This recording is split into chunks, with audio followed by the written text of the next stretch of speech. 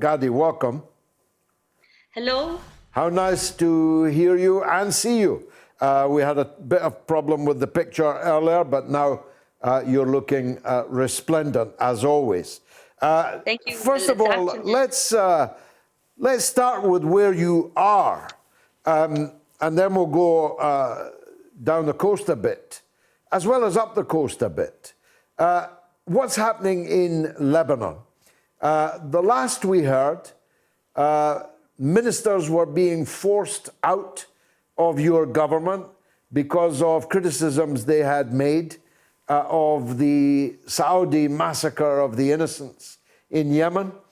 And the economy was in free fall, and the streets were full of people trying to force the government out.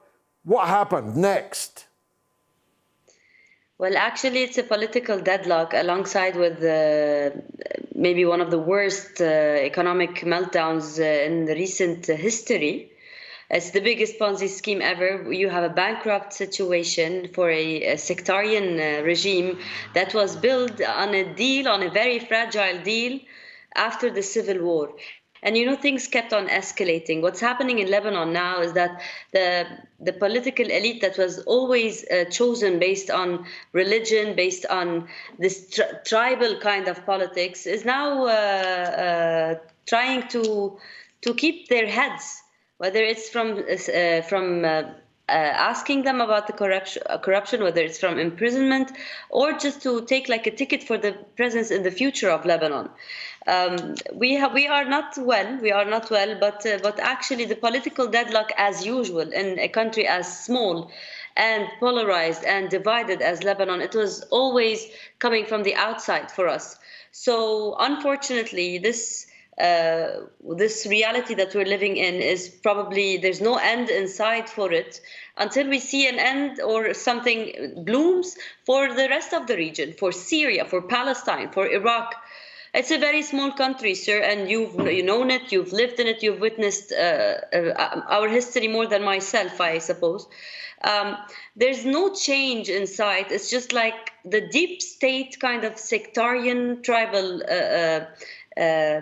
power fighting to be there in the future. We're thinking about the whole political system might change. We're thinking a war might happen. We're thinking, no, maybe just an election, and then we go further like we did in the 2005, because and you recall something similar is happening in Lebanon, but with different nomenclature and details. I think we're really waiting for other countries to fix their stuff, and then who's going to lead us next? The proxy warfare that is in the region has taken its toll on us. And just in your introduction, the way you introduced, actually Saudi Arabia was looking for an excuse to do that in terms of Lebanon, because they failed once again. Like after years of trying, they failed to remain in the Lebanese politics. Their main man is outside the country. And they don't want anything to do with Lebanon. So they waited to dig up just something he said on TV, which is basically 80% of the whole globe is saying. He just said this war is pointless. He didn't even talk anti-Saudi, and then they did this whole campaign against Lebanon, against the Lebanese government, because they took this like as a chance, and they continue to do the same. So until Saudi Arabia gains its sanity back, until Syria blooms in the political future, the political compromise that will happen, until we know what's going to happen in Palestine, we're always going to be the most volatile country in the most volatile region in the world. Well, as you said, I know your country very well. I did live in it a long time ago. And my heart bleeds. I bleed with you, in fact, as you are cut from one side and the other. The indivisibility of Lebanon with the fate of Syria is obvious. So let's go there next. The sanctions against Syria are, of course, in practice, sanctions against Syria and Lebanon. The presence of Takfiri fanatics in their tens of thousands in Syria, obviously had its echo in Lebanon. But the Syrians and their allies have prevailed, although not yet finally conquered. The ISIS Al-Qaeda challenge for state power, thank God, in Syria has failed. And now some of the satrapies in the Gulf that paid for the whole ISIS Al-Qaeda war in Syria are now re-establishing relations with Syria. Is this a sign of hope, do you think? Well, we don't know at what cost, sir. You know what we learned in the few years in the 10-year war that is in Syria, that there's always something hidden or something being cooked, whether it's with the Turks in the northeastern part of Syria, whether it's about the Golan Heights, whether it's about the internal politics, if the presidency or the Syrian state would give some compromises internally for the Islamists. There's always all this that's being talked about, that's being discussed.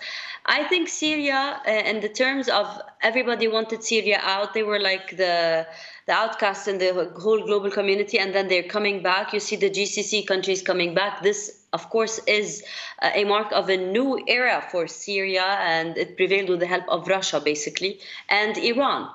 So I think it's now we really need to look at Syria from the macro point of view. We really need to look at it linked to Turkey, and then you go northern to Russia, and to what's happening to the whole reshuffling of the powers. I don't know if the American administration, the Biden administration, would be really different from the Obama one, since it has its same musketeers, so we don't know what's going to happen in the future of Syria. They say yes, they come back, but in the same time, you have the Caesar actions, and you have Israeli airstrikes in a almost weekly pace. So I think everything is pretty mixed up in Syria, and it will have to do with the coming months and how Syria is going to come back with its relationships to other Arab countries, and whether that would really mean that it's the beginning of a new age for Syria.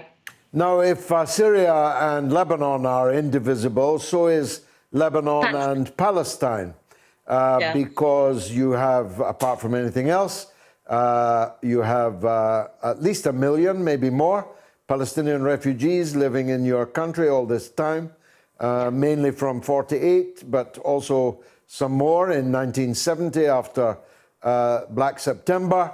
And of course, there are millions of Lebanese people who care very deeply about the situation in Palestine. You're an expert on this. You've been to Gaza, you've written about it, made films about it, we've talked about it. How do you see the situation now in Palestine? Well, sir, I must thank you for restating the truth that everyone wants to deny. We are indivisible. I mean, Syria, Lebanon, Iraq, and Palestine. Everything is happening, and Jordan in the middle of all that. If we look at it in the same, follow of events or flow of events, it all started in Palestine. It all started in occupying Palestine. We don't have a problem with the world. We are not terrorists. We just have a living with daily danger that would come and design all these different titles to do the colonization, to do the apartheid state, to do the ethnic cleansing. That's where our problem is. It is in Palestine. This is why they are doing all they're doing about Syria or Lebanon. It's because we're just right next door to the world's favorite expansionist and racist.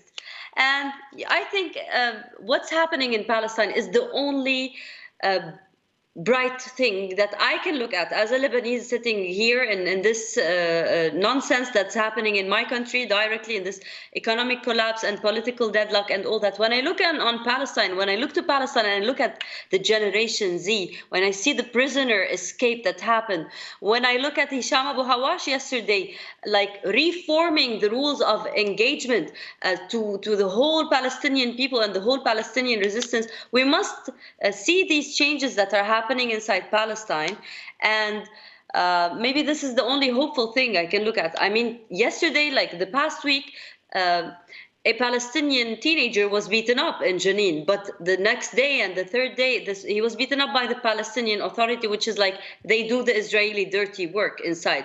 But after that, we saw that spark of teenagers all over the West Bank, from Beit Lahem, from Ramallah, from Nablus, from every city in there. These kids, these are grown men, but these teenagers, they are saying, no, we're here and we have a different say, whether it's about the Sheikh Jarrah, like we witnessed a few months ago, or with what's happening in this week. This is a new generation, sir, in Palestine that is already making a different link.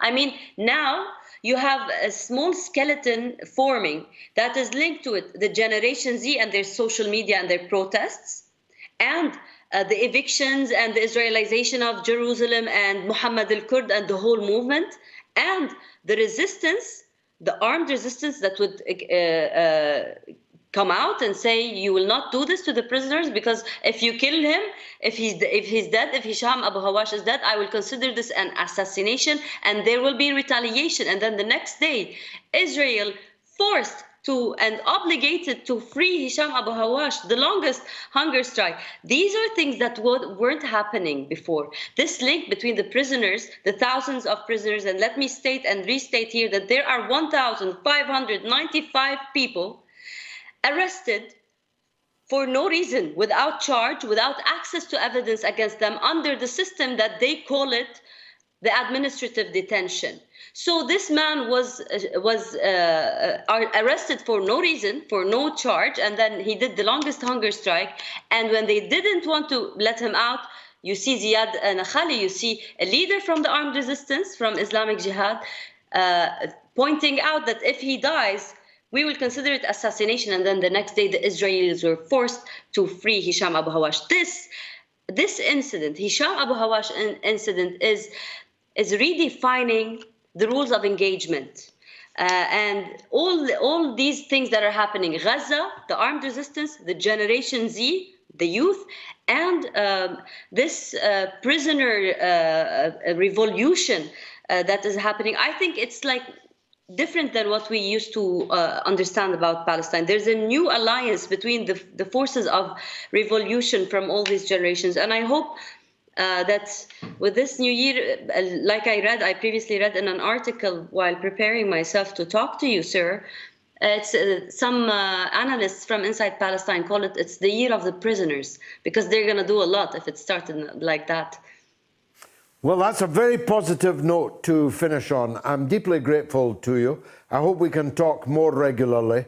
Maybe a report from you from the Middle East. You're part of the Middle East, at least. It's a pleasure always to have you on the show.